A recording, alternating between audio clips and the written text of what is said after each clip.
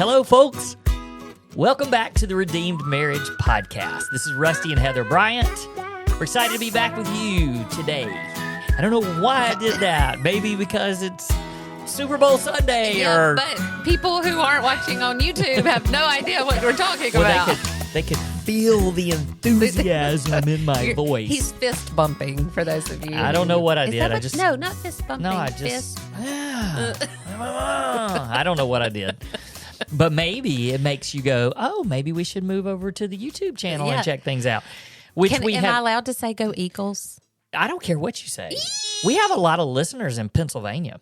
Well, we have a lot of Kansas City people, too. And we coach Kansas City fans. And we do. Man. We're sorry. Okay, so... maybe we should just not go into that subject. Just saying I'm a Jalen Hurts fan. Okay, the end. Okay, let me tell everybody real quick that we have a great topic today that we've never discussed before. Like, not on the podcast. We've never discussed it, me and you. Yeah, we don't think. Maybe in a roundabout sort of way. But the reason why I'm telling you, I'm like, don't go away. We've got to talk about a couple of things real quick. But don't go away. Yeah, don't go away. If you're just here for the topic, we don't really care. We just want you to get something out of this. So we do care. But what I'm saying is you can fast forward through this part if you don't want to hear it. But I want you to hear this too. This has been an amazing day. Mm-hmm. So letting you guys in on our world a little bit. And also, please follow us on YouTube, social media and stuff. Because, okay, back up. Let's back up. If you're new to this podcast, welcome. All right. So the reason why we know there's going to be new people is because today was a pretty incredible day. Our church, our home church, Pine Lake Church, it's a multi-site church in Mississippi. Yep. And I love how you always look over and think something's wrong with our podcast. The computer went black. Okay, so it's a multi-site church in Mississippi and a really big church. And we have campuses, 5 different locations. We go to the Clinton campus, but our church in general, like the all 5 campuses, they did a video story on us today. Mm-hmm.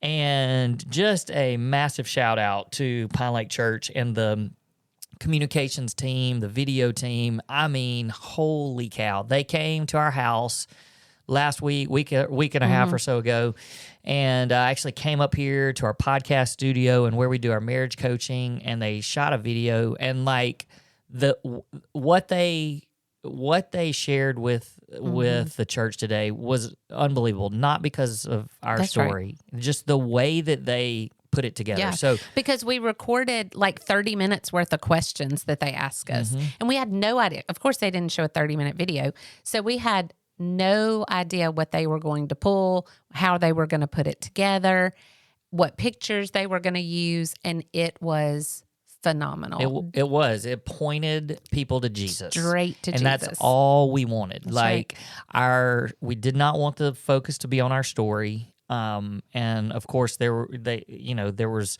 obviously a lead in with that, sure. But man, it just was everything that we would have hoped that it would never be. Could have done ourselves. Exactly. They did a great job.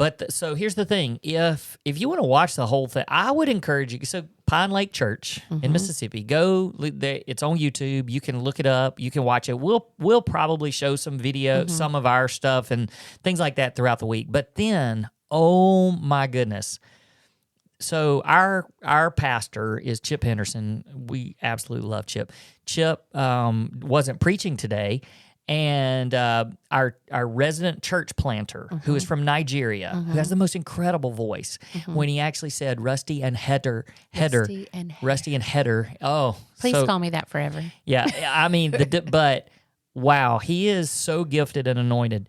And when he followed up, because they showed our video, and then he started talking, he got so incredibly fired up, especially in both services, but the 11 o'clock in particular.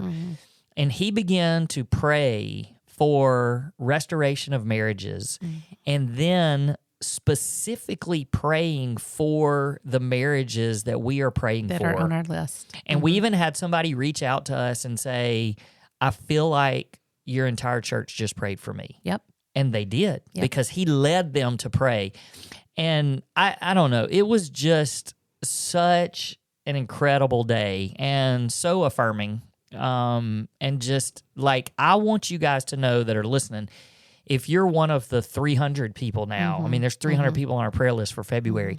If you're one of those, our church literally prayed for you today. And of course, we didn't nobody share knows names or we are anything the like only that. That's right. we are the only people that know But they names just and prayer prayed requests. for the names that had reached out to us. They prayed for just prayed for those. Yes. 200. They That's said right. 200 because That's at the right. time, that's what when they When the video, recorded yep. us, it was 200 Yep. names, Yep. and so of course, And like I you said, just nobody- literally wept because I was like, how? I mean, he felt so led and so led by the Spirit to just stop his sermon, delay his starting of his sermon, and just pray for marriages in general, and specifically for the people who had reached out to us. Yep. And so not only, and he is so anointed and so gifted that I was just like, what a blessing. Oh, yeah. What Yeah. a blessing. It was an incredible, incredible Yeah. day. He was just praying for healing, restoration, redemption. I mean, And forgiveness. forgiveness. Yeah. Oh my So good. goodness. So all of you, you've been prayed for. That's right.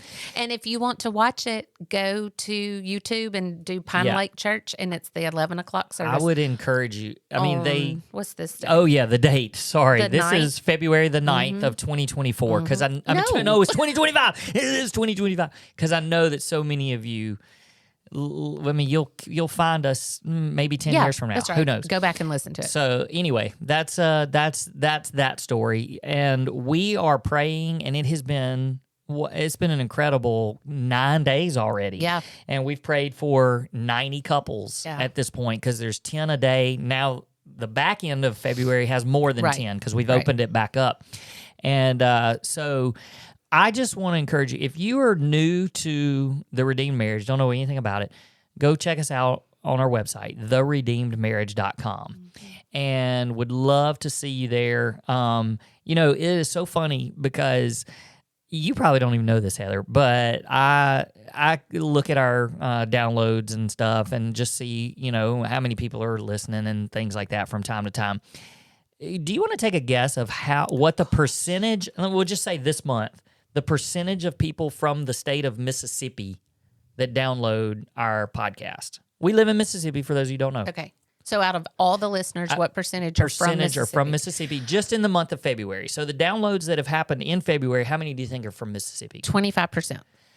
11. 11? Yeah, and so the thing that I think is so incredible about that is because when somebody starts a podcast, they're like, oh, our people. family and our friends are going to listen to this, and that's it. Maybe people in Mississippi don't like us. I don't know what it is. But I genuinely hope that number goes way up this week because people from, our church now have this resource. And so anyway, I'm excited. It's crazy because for this month, Texas was number one. You would never in a million years, the state of Washington. You can't get any further away from Mississippi. The state of Washington, way up there by where Luke used to live in Oregon. Oh, that way. Yeah, that way. Not Washington, D.C. That was number 2 on our downloads for the month of February so far. So pretty That's cool. awesome. But I love how God just like, hey, let's reach the masses. And we've been praying for that. And we have so many couples we're praying for and with literally from across the globe, not just right here. I think that we're both so excited that we're talking a little faster, and we have people that have told us they can listen to us on 2. No way that's happening today, or 2 times or whatever. We are really excited. We're about to bring it down quite a bit. Wah, wah, wah. Yes, that's right. we are. We started talking a couple of weeks ago, and we did kind of think about, hey, we'll have some new listeners, And you guys know, if you've listened to us for very long, Heather, she's along for the ride. And it's so great. that she's along for the ride because she just brings the punch. Not the punch as in drinking some punch. She packs the punch, and gives all the good information. But all the good information comes from when I just say, "Hey, this is what we're going to talk about today." And so, I started thinking about what if we just have a lot of new listeners, and what are they going to want to know about our story? And I would say, go back and listen. We have almost 200 episodes. But I try to think of something that I don't know that we've ever talked about, but would also just be like something that people probably are wondering, because our story, it's a redemption story. Yeah. And so people now, see all the great things and how it all, that was the testimony today. They saw all the good stuff. Yeah. So the question I'm throwing out today is, because I know people wonder, did we ever consider divorce? The D word. All right, so I'm gonna kick us off like this. We were one of those couples, and you can correct me if I'm wrong. We were one of those couples that, we kind of grew up in that church era of, and it's still very important today. Yeah. But don't ever use the D word. Don't ever say divorce. So when you get in an argument or whatever, that's how we grew up. Like, we learned, don't joke around and say, well, if you do this, I'm just going to divorce you. Well, if you don't love me anymore, just go file for divorce, that kind of thing. Is that true? Do you remember? Why are you laughing? Continue. Okay. All right. Do you ever remember... do you even remember a time of us joking about it? No, because we did. We took that very seriously because that's what we were taught. And I still think it is a great thing to do in marriage. Just don't joke about it, and don't, say anything about, if you do this, we're going to do this for sure. You're just moving around, you're swinging around. I don't know. It's been a fun day. And we're also about to have our very own personal Super Bowl party, which we're really excited about because we love sports. And so we're watching together.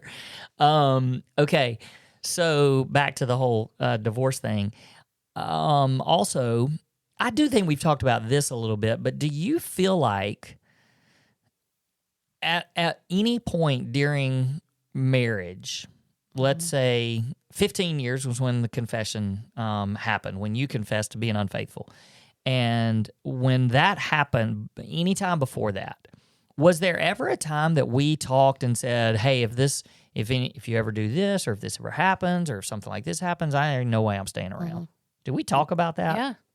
And it was exactly what happened. Like, I can remember a couple in our old church that something was exposed and there was infidelity. And I remember thinking and saying, if you ever did that to me, I'd be gone. It just wouldn't be an option. And not only that, but people say that to us. Like, they'll say, oh, no, I don't see how y'all did what you did and fought for it, because if that happened to us, I'd be gone. Do you think that we said that almost as a threat to each other?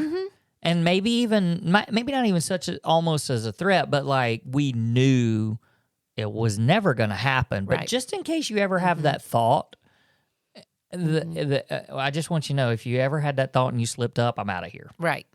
As a threat, and as a, hey, for real, you better not do this. And then also just really deep down thinking it would never happen. Oh, yeah. Like, and that's a massive part of our story. Yes. And it absolutely is. And it's a big part of our story, because I 100% know that by me saying, and you saying, specifically me, I would never do that, it just gave the enemy a target. It was like, oh yeah, watch this. And that also, which we have talked about so many times, but that was an element of control that I thought that I had, that I obviously did not. Like, I can control this. I could always control the temptation. I could always control my thoughts, is what I thought, that I just had complete control over that. So even when those little bitty slips started happening, I still never felt like I was out of control. And so therefore I never dreamed it would happen. And so divorce would never need to be discussed. So people that know about our story, listen to our podcast, they do know a lot of the details because we tell, parts of our story are detailed because we want people to understand that somebody else knows how they feel. Not only do we know how you feel, but also what I think is even more important is for you to be alert to those things and have red flags like, oh, that's not normal. Or, the things that we're saying don't do or be aware of or be purposeful in or draw boundaries around. All of those things are so important because I didn't realize I was crossing any boundaries. I didn't realize I was stepping into a slippery slope. I didn't realize nobody spoke that into me. And so even being made aware of things before they happen is such a huge part of my desire. Because if we can reach couples before those things happen, then it's like, I remember Heather and Rusty talking about this, and this is a no. Yeah. But then for people who have already begun this journey, being like, just like you said, thinking, I'm not alone in this. I'm not alone in these feelings. I'm not alone in what I've done. I'm not alone in the things I've said. But that there, did you like that? But that there is hope for redemption out of those things. Well, and I don't want people to take these, the details of our story, the things that we've shared, and then think, okay, there's the story, and then there's the redemption. And yes, people know about our journey and our healing and things like that. But there's also this, I just think there's this area that, like we said, have never been talked about. When you confessed, like, people might think it was just, all right, roll up our sleeves and here we go. And I'm not so sure it was just like that. And so I want us to, for just a few minutes, because we have talked a lot already. I want us to, for a few minutes, just think back and think, was divorce ever something that either one of us ever really considered individually or collectively? And again, this is our story, but I think that some of these feelings might help people to be like, okay, I'm not crazy. I'm not, other people have feelings like this, and look at where they are. So I'm going to ask you. You're not. Did you cuss? No, I said crap. I said the C word. Okay, so I think that people that don't understand, so those of us that have never committed adultery, when we think about that happening to somebody else, and we think about somebody doing that, there's this thought of, okay, well, there was this unhappiness or whatever, something unfulfilled in their marriage. They go find it somewhere else, and there must be this thought or this plan for, okay, how am I going to get out of that relationship to start a new relationship here? And for those of us that are on this other side, we have to think, well, there has to be this end goal. And if there's this end goal, that end goal would be, I'm going to divorce my spouse so that I can be with this person because I've literally risked everything to be with this person. So can you put some words to that and how you felt there, and if that's a reality or not? Yeah. Okay, so You're welcome. Yeah, I'm really super mad right now. No, you did. I mean, you asked if we could talk about this subject, and for the first time, I think I hesitated because it's hard. It's hard to admit where my heart was when I see how far God and I have come. But I think it's important to say where my heart was. And I also hate saying where my heart was because I know it hurts. I know it hurts you. And so that's hard for me to do. But I'm willing to do that because I hope that there's somebody out there that can hear and go, yes, that's where I am. And know that there's hope to come out of it. So I think that for me, when everything was exposed, when I got caught, my first thought was he's going to leave. Like, I never dreamed that you would stay because we knew we had said that. I mean, we had said that. If this ever happens, I'm leaving. And so, you know, there was the first night, there was no, oh, I'm going to stay and let's fight for our marriage. Like, you left the house and when you left, I was like, oh my gosh, like, he's going to divorce me. That's what's coming. And so, of course, I thought about divorce and I thought about what that was going to look like. I thought about how, I mean, all of this was running through my mind. Like, would I then try to be with with my affair partner? How would that look messing up two families? You know, I mean, it was these round and round thoughts. So yes, divorce did come into my mind, but honestly, it wasn't so much from my perspective as it was from he's definitely going to leave me. And so it was kind of a defensive thing. Well, if he's going to leave me, then this is what I'll do. Because I couldn't imagine being alone, you know, and also you have to remember, for those of you who have not heard our story, it was about a week before I was broken into godly sorrow. And so at this point, I wasn't thinking in a God-honoring way. It was just, how am I gonna save myself, you know? Yeah. And so I even talked with my mentor and about it. And I can remember her saying, all right, Heather, let's do this. Let's play the then what game. Okay. So let's say that you get divorced and you decide to go away with this other man. And let's say he gets divorced and y'all go away together. Then what? And that's when she started. I mean, like, she didn't just say, then what, and then pause and let me just think about it. Like, she made me voice things. Okay, then what? Well, I guess I'd marry this other person. Okay, then what? Okay, you would move? You would, you know, what about the kids? Then what? And she made me go down this path until tears were just streaming down my face. And I was like, this is not what I want. Like, divorce is not what I want. But I think sometimes we think, and what I did in that moment is I thought divorce would be an easier path than what we were fixing to have to face. And so I was like, okay, well, he's definitely going to divorce me. So let's go down this path, until I realized that I was on that path too. What I mean by that is, it wasn't just a new path where I could start over. I was the problem. My heart was the problem. So me and my diseased heart would just take that into another marriage. Right. And I'm still the problem.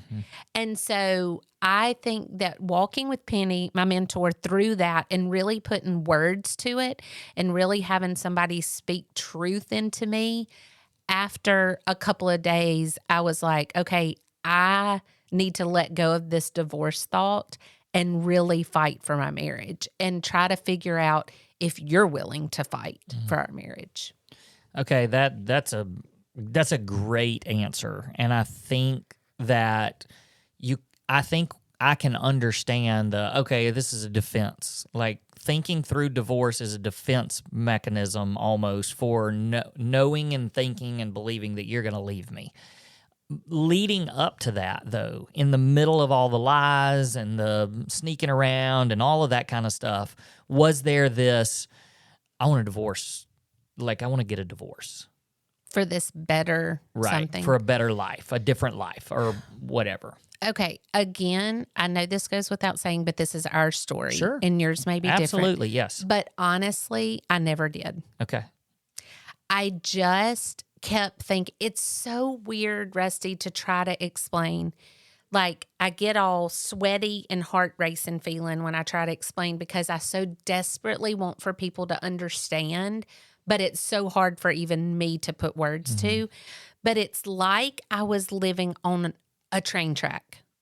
And this side of the rail was never going to to join this side of the rail or crash. Yeah. It was this life, and this was happening while I was having an affair. And I didn't even really think about this life. And then I would jump back over and really not think about that life and think about this one.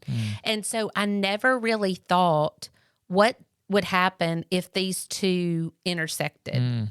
And so divorce really never came into my brain because I never thought the two would meet. That's a good way of explaining it. Okay, that's awesome. All right, thanks for no, I'm just kidding. Okay, no, I want to know your side, Mr. Bud. Oh yeah, I signed papers. No, I'm just kidding. William. Okay, so what I want to ask you, this never happens. All right, come on. I want to ask you, did you ever consider divorcing me after confession? I don't think that you did before confession. No. Okay. So did you during confession or after confession, did you think this is too much, I'm gone? Yeah. Well, so I think that but people know our story, know that it was completely out of the blue. I had no idea. I do think that there are people that have similar stories that some people just know that something else is going on. Or maybe they even, can say, hang on, I'm going to make sure real quick. Okay, we're good. I think that people can, they can look at their situation and go, okay, I can see how this could have been happening. That was not our story. So I had no idea. And I've said this before, but there was no script. Like I think that some people, if they kind of suspect something, or maybe their marriage is just really, really bad. And so maybe they even kind of play a discussion or a conversation over in their mind of what am I going to say when my spouse breaks this news to me? But I never had obviously any reason for that. So when you confessed, it was just this massive bombshell. And the shock of it was, I don't know what to do. And so, I left the house, just like you said, and I went to somebody's house that I knew that I could trust.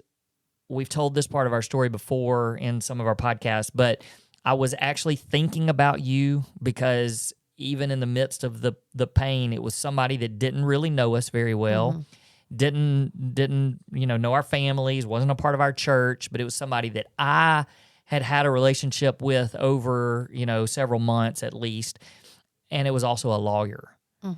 And I don't think that was my initial reason for going there, but when I got there and I was like, I just need somebody to tell, and I don't know who else to tell this to, and I started getting legal advice, which I'm very appreciative of, because at that point, there's no chance I'm thinking about anything like that. Sure. And he's telling me things like, hey, you don't know what she's going to do. And that's kind of where I was. Like, we had not had a conversation long enough to where I didn't know what was the plan? Like, are you leaving our family? Like, right. I didn't know that. Sure. And so I sort of took the same step you did in this defense mechanism of going, okay, well, I'm going to be prepared. Right. And not only am I going to be prepared if you leave, that was kind of my thought was, oh, well, she's leaving. Like, why else would you why else would you commit adultery unless you're going to leave with the other person? Right. And so that was my understanding of it. And so I thought, well, she's leaving, so I've got to start thinking through divorce. And that's when I started thinking through stuff like, okay, how do I make sure that I'm in the best position to where I get the kids? I'm like, because I was like, I'm taking you down for everything at this point. That's how mad and angry I was. And so I got this advice and this legal advice. And so, yes, originally it was this, all right, what am I going to do? And of course, then my mind even starts going to, oh, I'll find somebody else better. I'm going to find somebody else better, and we'll just make a life that's better than this, that kind of thing. And I do remember, that night coming back home and having that moment with God where I do believe that God said, hey, let's see what, let's see if we can work this thing out. And that's when I started searching for the marriage intensive that I didn't even know about, all that kind of stuff. And so that night, I do believe I was like, okay, I don't know where she is in this, but if she's willing to fight for it, I don't think this thing has to head towards divorce. But then you guys also know, I keep saying, you guys know. If you don't know, go back. There's 200 episodes. You can find out all about us. But I keep thinking about those next 3 days that I didn't know the whole story. And we were in this, okay, let's go to counseling. We started counseling. We actually went to our first counseling session. And we told your parents, we told my parents, those kind of things. And we're like, okay. But then more of the story came out, and there were more pieces that just made it extremely complicated and much more difficult and very public. And when that happened, then it really hit me. Like, I don't know that we're going to survive this. And so I really, at that point, I still think I was in such I've got to protect my kids. I was worried about you. That's why I sent you to your parents' house. I was very worried about you. Everything was public. And so because of the whirlwind nature of it, I don't think it was one of those things where it was like, all right, I gotta start drawing up some papers and divorce this person. It was just, I gotta survive each minute, one day at a time. And the beauty of that was in the midst of the chaos was when you had your real encounter with God, which was about 10 days after the initial confession. And, I think up until that point, divorce was probably something that I might have even thought, hey, once the tornado clears out of here, it's probably inevitable. Even though I had heard God say, hey, I'm giving you permission to leave, but I'm asking you to stay. And I had heard that early on, but then it kept looking more and more doom and gloom. Yeah. But then you had this encounter, and honestly, I don't think I never thought about it again. Never entertained it. And because that was the moment that I know you changed or you begin to change. And it was like God had already prepped me from, 10 days before, had already said, hey, like almost like there's going to be more shrapnel from this, but I'm just asking you, trust me. And by the time we got to that Wednesday when everything went down, then I was like, okay, I'm all in. Whatever it takes, we're gonna make it. Yeah. So yes, there were moments. So I don't want people to go, oh man, we're having some really hard times, and we've thought about divorce.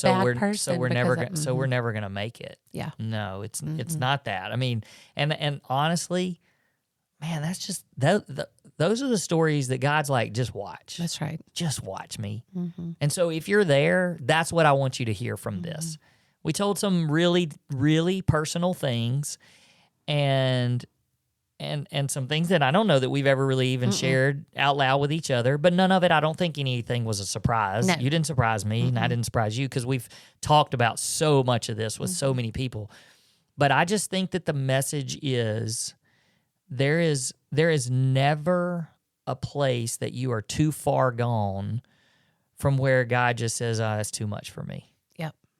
And Amen. Because we would be at a place that every single person, I believe, in the world would look at it just from a surface level, and just look at it and say, oh yeah, that's too much. You're not coming back from that one. Yep. And we did. Not just come back, but an incredible marriage. And a marriage that's so good. Like, how is it that we can literally talk about this? Well, that's 100% God's grace. Yeah. But I mean, we can talk about this, And what's about, like, yes, it brings up some emotions and some feelings, and I know it does for you, and there's some shame and there's some guilt that still pops up. But there's just thankfulness. Oh, yeah. And this day has been amazing, and this is not ruining this day, because what's about to happen is we're going to turn off this podcast, and I know you're already preparing to go for a walk with the dog because you have almost an hour before the Super Bowl kicks off. And then the Super Bowl is going to start, and we're watching the Super Bowl together, and we're going to have a blast, and the Eagles are going to win. And when people are listening to this, they know whether the Eagles won or not. They don't even start listening until tomorrow. But what I'm saying is there's nothing that has happened that's going to take away from the joy. That's right. And like our joy is we're just living life, and that's what we're about to do. Yep. So, all right. Hey, guys, check out our website, theredeemedmarriage.com. There's lots of resources there for you. You can see all of the podcasts there. You can go to our YouTube channel and watch us, see our smiling and funny faces. And then if you're interested in retreats, and here's a big one. We just put up our marriage intensive information. Yes. If you think you need a marriage intensive, 2 days, it's just us and you. And we've got 3 locations that you could do that. Please go to our brand new spot on our website. It's easy to find. Check it out. Send us a note that says you're interested, and we'll get you more information. We would love to do an intensive with you.